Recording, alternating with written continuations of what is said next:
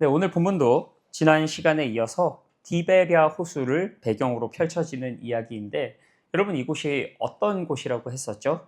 주님이 베드로를 처음 만나셨던 그 장소. 그리고 베드로가 밤새도록 고기를 잡지 못하다가 주님의 말씀에 순종하여서 감당치 못할 만큼의 고기를 잡게 된 이 사건도 주님이 베드로와 처음 만나셨을 때 그 밤에 동일하게 일어났었던 사건이기도 했습니다. 그런가 하면 주님이 피워놓으신 이 숯불은 무엇을 떠올리게 합니까? 베드로가 주님을 부인하던 그 밤에 대제사장의 집 뜰에서 쬐던 그 숯불을 상기시키죠. 지난번에 우리 집사님께서 주님이 참 낭만적이시다라는 말씀을 하셨었는데 정말 그렇습니다. 말하자면 이 자리는 주님이 직접 세팅해 놓으신 일종의 무대와 같은 거예요. 그에게 가장 큰 용서와 회복이 필요한 그 지점에서 마치 그를 처음 부르셨던 그때처럼 다시금 그를 부르시고 세우시는 것이지요. 이 무대 위에서 주님이 물으십니다. 요한의 아들 시몬아, 네가 나를 사랑하느냐? 그런데 이 질문을 한 번만 하시는 것이 아니라 또 하고 또 하고 3번에 걸쳐서 반복하시는데 여러분 그 이유가 무엇일까요? 주님이 베드로에게 자꾸만 그 사랑을 확인받고 싶어서 그러셨던 걸까요? 아니죠. 베드로가 숯불 앞에서 주님을 3번 부인했던 그 모습 그대로 이제는 또 다시 숯불 앞에서 3번에 걸쳐 사랑한다고 고백하는 가운데 그의 어긋났었던 단추들을 다시금 맞출 수 있도록 해주시는 겁니다. 특별히 예수님께서 베드로에게 네가 나를 사랑하느냐 물으시고 베드로가 대답하는 이 장면을 두고 한동안 많은 각광을 받았던 해석 중에 하나가 이 대화에서 사용된 사랑이라는 헬라어 단어에 주목하는 것이었습니다. 어쩌면 우리 성도님들 가운데도 이런 설교를 들어보신 분이 계실 수 있을 것 같은데 뭔가 하면 예수님이 베드로에게 네가 나를 사랑하느냐라고 물어보실 때 예수님이 쓰셨던 이 사랑이라는 헬라어 단어가 아가파오입니다. 이게 이제 우리에게 익숙한 명사형으로는 아가페가 있죠. 무슨 뜻이죠? 무조건적인 하나님의 사랑, 신적인 사랑. 그런데 여기에 대해서 베드로가 제가 주님을 사랑하는 줄 주님이 아시나이다 라고 할 때 쓰는 이 사랑이라는 단어는 다른 말을 써요. 베드로는 여기에 대해서 필레오, 마찬가지로 우리에게 익숙한 명사로는 필로스가 있고 이것은 인간적인 사랑, 우정이라는 의미다라고 하는 것이 그 해석이었습니다. 그러니까 주님이 네가 나를 아가페의 사랑으로 사랑하느냐 물으시는데 베드로는 제가 주님을 사랑하기는 사랑하는데 아가페의 사랑까지는 못 되고 필로스의 사랑으로는 사랑합니다. 그러자 주님께서 두 번째도 똑같이 아가페로 물어보시고 베드로도 필로스로 대답을 합니다. 그런데 세 번째 질문에서는 주님의 단어가 바뀌죠. 주님이 물으십니다. 그래 베드로야, 그렇다면 네가 나를 필로스의 사랑으로는 사랑하느냐 물으시니까 베드로가 어떻게 하죠? 근심하고 그 뒤에 대답하기를 네 주님, 제가 주님을 사랑합니다. 필로스로 답을 해요.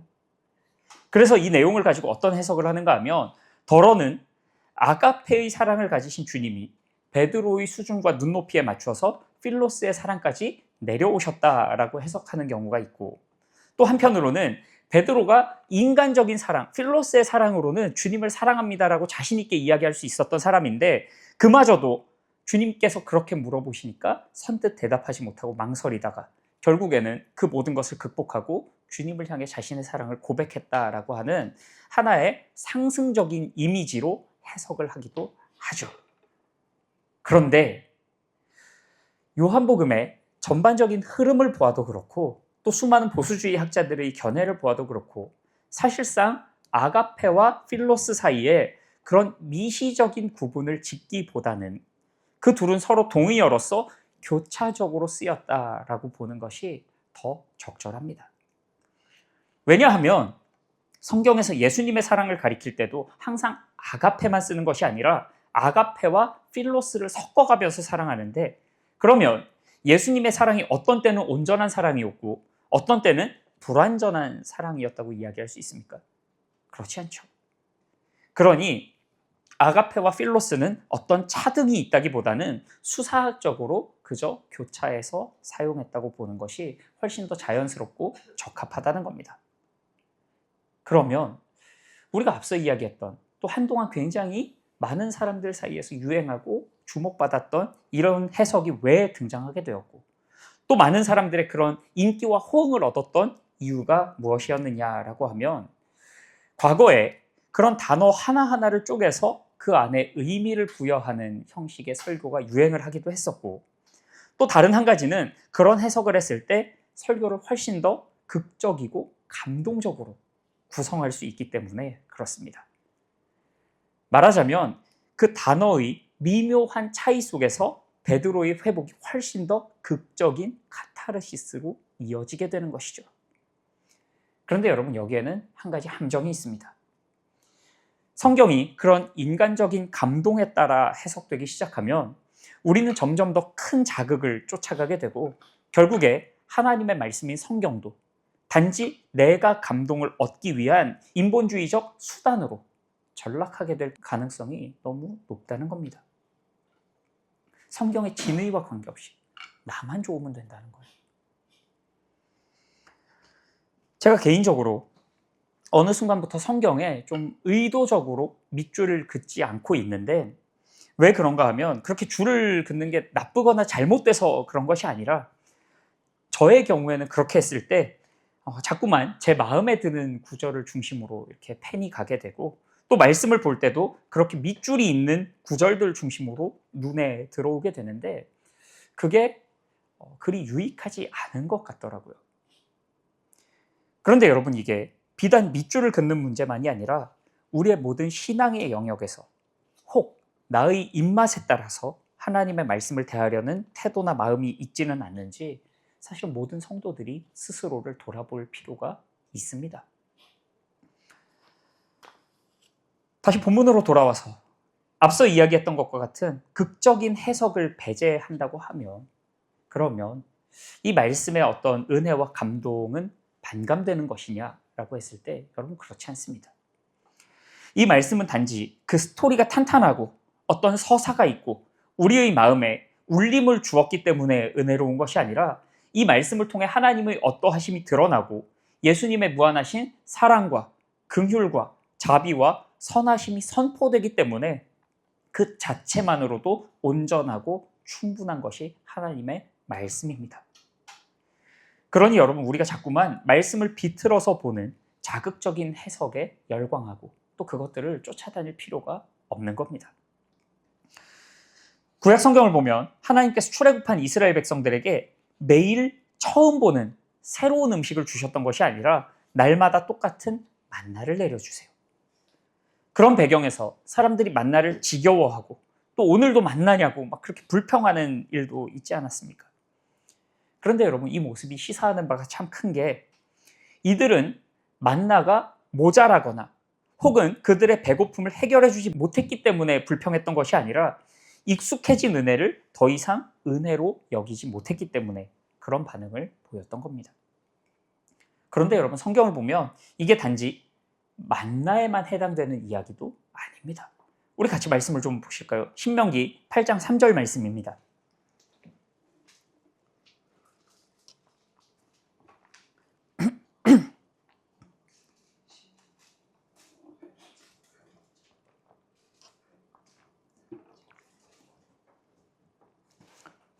신명기 8장 3절 제가 읽습니다.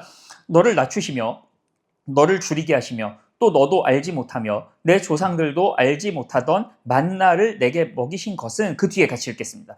사람이 떡으로만 사는 것이 아니오 하나님의 입에서 나오는 모든 말씀으로 사는 줄을 내가 하려 하심이니라. 아멘. 여러분 이 말씀은 단지 만나를 음식으로서만 이야기하는 것이 아니라 만나라고 하는 이 매개체를 통해서 하나님의 말씀이 이와 같다라고 하는 것을 알려주시는 말씀입니다. 여러분 만나를 보면 하늘로부터 내려온 신령하고 특별한 음식이긴 했습니다만 결코 화려하지 않았습니다. 매일 똑같은 모습으로 내려왔고 새롭거나 자극적이지도 않은, 요새 말로 하면 도파민과는 아주 거리가 먼 음식이었지요. 어느덧 그 만나가 그들 가운데 일상이 되고 평범한 것이 되어버리는, 그러나 여러분, 그 평범해 보이는 양식이 바로 광야에 살아가던 이스라엘 백성들을 하루도 빠짐없이 먹이고 살게 했던 능력의 양식이었습니다. 하나님의 말씀도 그렇습니다. 여러분, 말씀이 항상 우리를 흥분시키는 새로운 자극으로 주어지는 것이 아닙니다. 오히려 어떤 때는 익숙하고 반복되고 또 심지어는 지루하고 진부하게 여겨질 수도 있지만, 그 잔잔한 말씀이 날마다 우리의 영혼을 살리고 우리의 믿음을 지탱하며 오늘을 살아갈 힘을 주는 겁니다. 여러분, 말씀의 능력은 새로움에서 나오는 것이 아니라 말씀 그 자체에 있습니다. 그러니 우리에게 정말로 중요한 것은 새로운 말씀, 새로운 해석이 아니라 이미 우리에게 주신 하나님의 말씀 그대로를 온전히 믿고 순종하는 것이죠. 이것은 설교도 마찬가지예요. 많은 사람들이 설교 듣는 것을 곧 예배를 드린 것과 동일시하곤 하는데, 여러분, 사실 하나님의 말씀 앞에서는 목회자의 설교도 아무것도 아닙니다. 제가 여러분 앞에 아무리 뛰어난 언변과 미사여구를 가지고 설교한다고 해도 아무것도 아니에요. 오직 하나님의 말씀 그 자체에 능력이 있고 그 안에 이미 모든 것이 다 담겨 있는 온전하고도 완벽한 말씀이 바로 우리에게 주신 이 하나님의 말씀, 특별히 성경으로 주신 이 말씀입니다. 그럼에도 불구하고 우리에게 설교가 필요한 이유가 있다면, 그것은 교회에는 하나님이 세우신 질서가 있으니 그 질서 안에서 목회자가 먼저 말씀 앞에 서고 또 그 말씀을 붙들고 씨름하고 고민하고 몸부림친 뒤에 저를 비롯해서 우리 온 교회가 공적인 예배를 통해 함께 그것을 나누고 또 함께 그 말씀 앞에 엎드린다는 측면에서 필요한 겁니다. 그뿐이에요. 오늘 본문에서 주님은 베드로를 회복시키시죠. 그런데 여기서 중요한 것은 주님께서 단순히 베드로를 회복시키는 지점에서 그치지 않으신다는 겁니다. 우리 생각으로는 이 이야기에서 베드로의 회복이 나오면 이미 그것만으로도 충분한, 그 뒤에 다른 이야기가 붙을 필요가 없는 완벽한 해피엔딩이지 않습니까? 그런데 주님께서는 베드로를 회복시키시고 끝이 아니라 내 양을 먹이라, 내 양을 치라 말씀하시며 그에게 다시금 사명을 맡기십니다. 여러분, 이 순서도 참 중요한 것이, 주님께서는 그를 회복시키신 이후에 사명을 주시지 그에게 먼저 사명을 주시면서 네가 이 사명을 잘 감당하면 내가 너를 다시 회복시켜 줄게 말씀하시지 않습니다. 그래서 여러분, 우리는 사명도 은혜라고 이야기할 수 있는 거예요. 하나님의 사랑과 은혜를 얻기 위한 어떤 조건으로서의 사명이 아니라 그 자체가 이미 그분의 사랑과 은혜를 입은 증거이자 그런 자에게 주어지는 특권인 것이지요. 그러나 동시에 우리가 놓치지 말아야 할 중요한 사실은 이 사명이 은혜로서 주어진, 또 나에게 주어진 사명이기는 하지만 그렇다고 해서 내 마음대로 행할 수는 없다는 겁니다. 주님은 내 양을 치고 내 양을 먹이라고 말씀하세요. 누구의 양입니까? 우리의 양이 아니라 주님의 양이에요. 그러니 그 사명은 주님의 뜻과 주님의 기뻐하심과 주님의 선하심에 따라 감당해야지 내가 마치 그 양의 주인이라도 된 것처럼 그렇게 행동할 수는 없는 겁니다. 사도 바울은 디모데후서 2장 4절에서 이렇게 이야기합니다.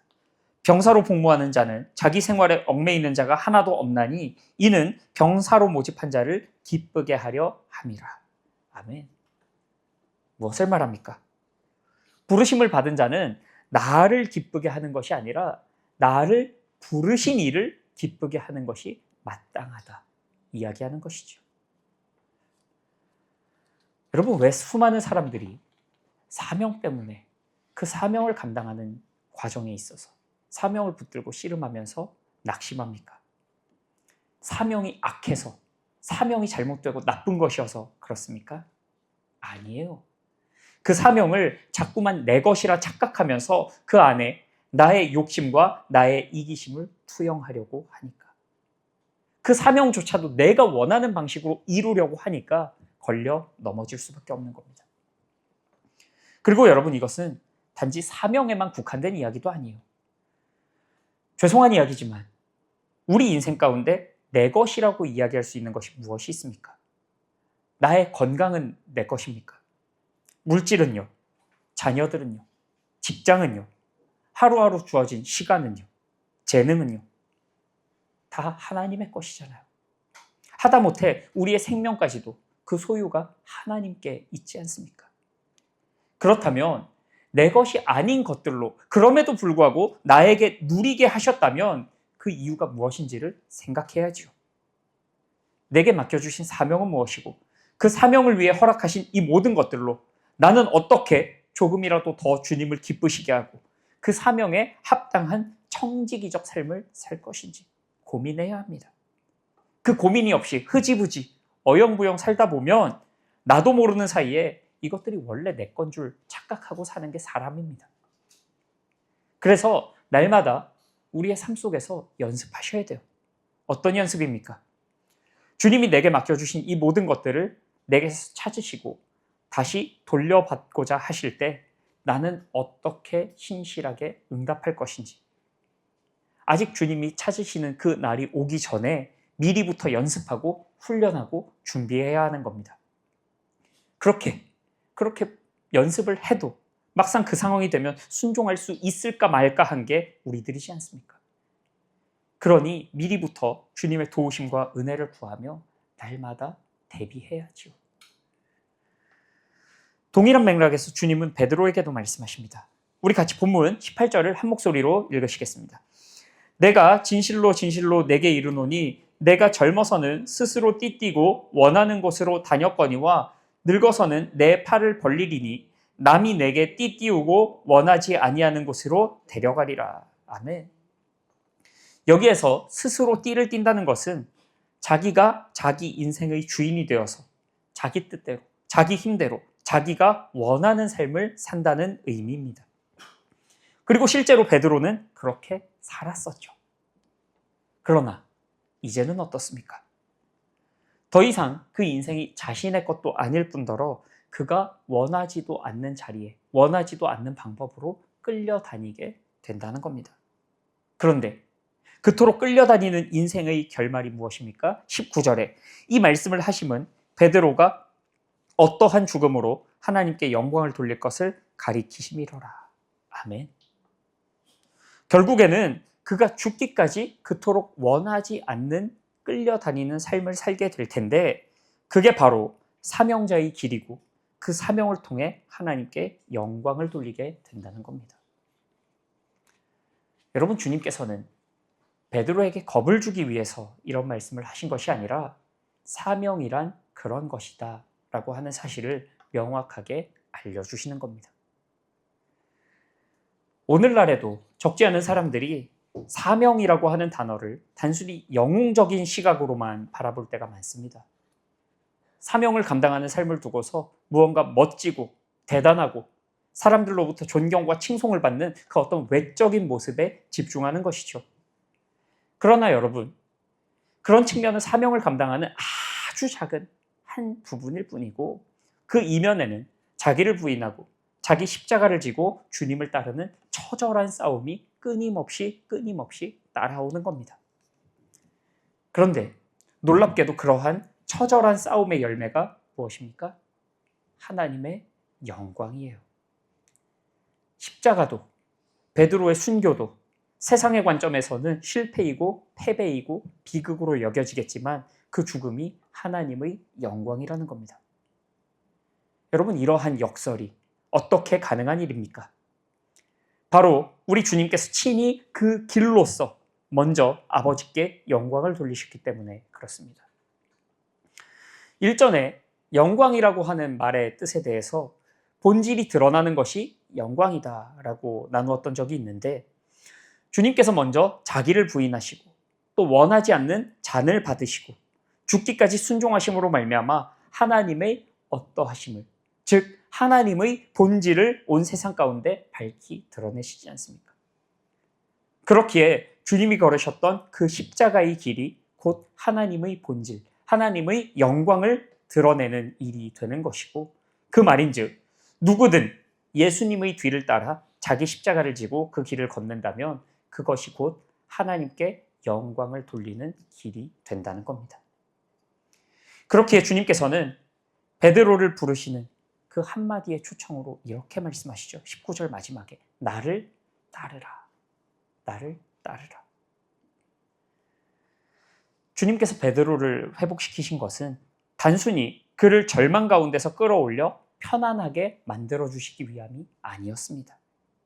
이제는 그가 다시금 일어서서 그에게 주셨던 그 사명을 감당케 하기 위해서. 그리고 그 사명이 무엇이었습니까? 십자가를 지고 골고다를 오르셨던 주님을 따르는 것.